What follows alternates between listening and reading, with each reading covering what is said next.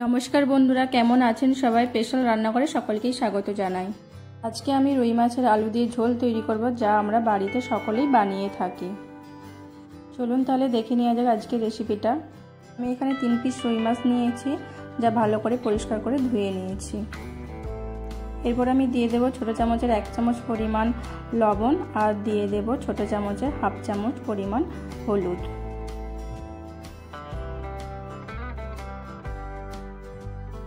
নুন হলুদটাকে এবার ভালো করে মাছটার সাথে মাখিয়ে নেব। মাখিয়ে নিয়ে মাছটাকে ভালো করে ভেজে নেব।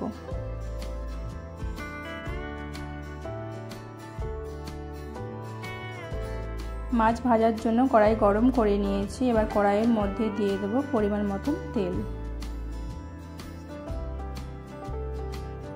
তেলটাকে আমি ভালো করে গরম করে নেব। তেল থেকে গরম ধোঁয়া উঠতে শুরু করেছে। এবার দিয়ে দেব মাছের পিসগুলো।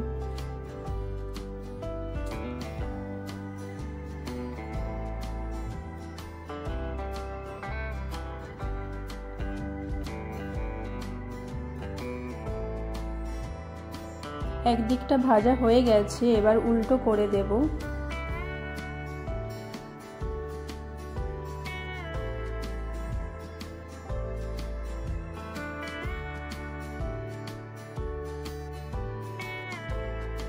আবারও একবার উল্টে দেব।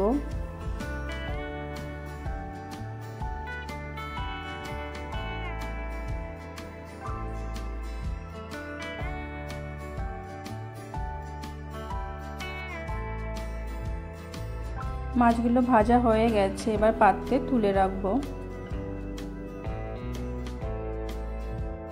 ওই তেলের মধ্যে আমি 2টো আলু লম্বা লম্বা করে কেটে নিয়েছি, দিয়ে দেব। আলুটা ভালো করে ভেজে নেব।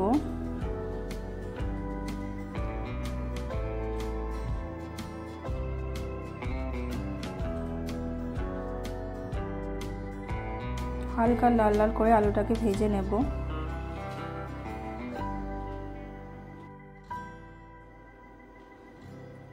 আলুটা লাল লাল করে ভাজা হয়ে গেছে, এবার তুলে নেব। ওই তেলের মধ্যে আমি আরও 1 চামচ পরিমাণ তেল দিয়ে দেব। এরপর তেলের মধ্যে দিয়ে দেব 3টে মাঝারি সাইজে কচানো পেঁয়াজ। পেঁয়াজটাকে ভালো করে ভেজে নেব।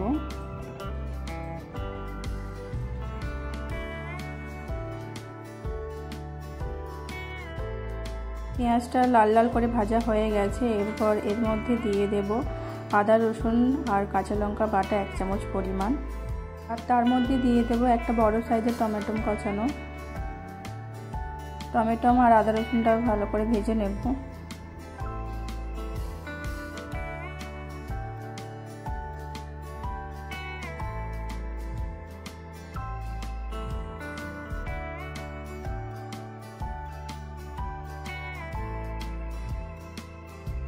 ভালো করে ভাজা হয়ে গেছে। এরপর এর মধ্যে দিয়ে দেব 2 চামচ পরিমাণ নুন আর তারপর দিয়ে দেব 1 চামচ পরিমাণ হলুদ গুঁড়ো, 1/2 চামচ পরিমাণ লঙ্কা গুঁড়ো আর 1/2 চামচ পরিমাণ জিরে গুঁড়ো আর অল্প ধনে গুঁড়ো আর 1 চামচ পরিমাণ কাশ্মীরি লঙ্কা।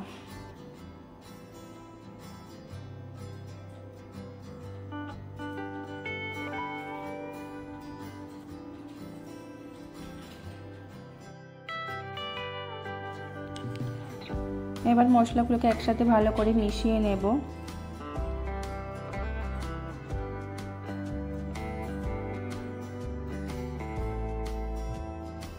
তারপর অল্প জল দিয়ে মশলাটাকে ভালো করে কষিয়ে নেব।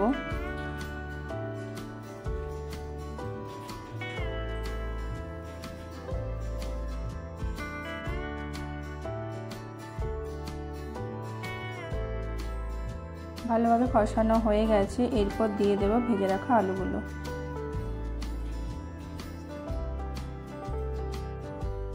আলুটার সাথে মশলাটা ভালো করে মিশিয়ে নেব।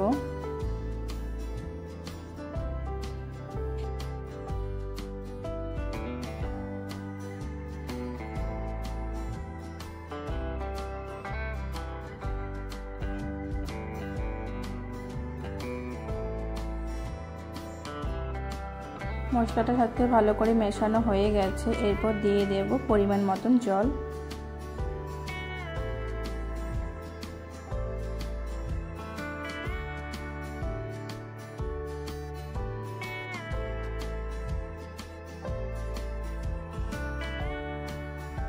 ঝোলটা ফোটা পর্যন্ত অপেক্ষা করব।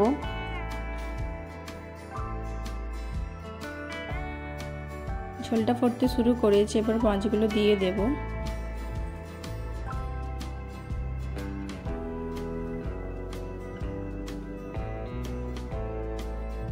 এরপর দিয়ে দেব দুটো কাঁচা লঙ্কা আর তার মধ্যে দিয়ে দেব ধনেপাতা কচানো।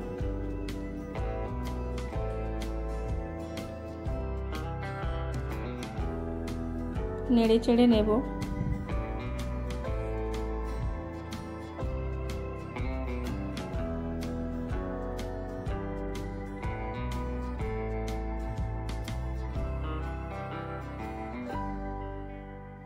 ঢাকা দিয়ে আলুটা সেদ্ধ হওয়া পর্যন্ত আমি রান্না করে নেব। এরপর আলুটা সেদ্ধ হয়েছে নাকি আমি দেখে নেব। দেখতেই পাচ্ছ আলুটা সেদ্ধ হয়ে গেছে।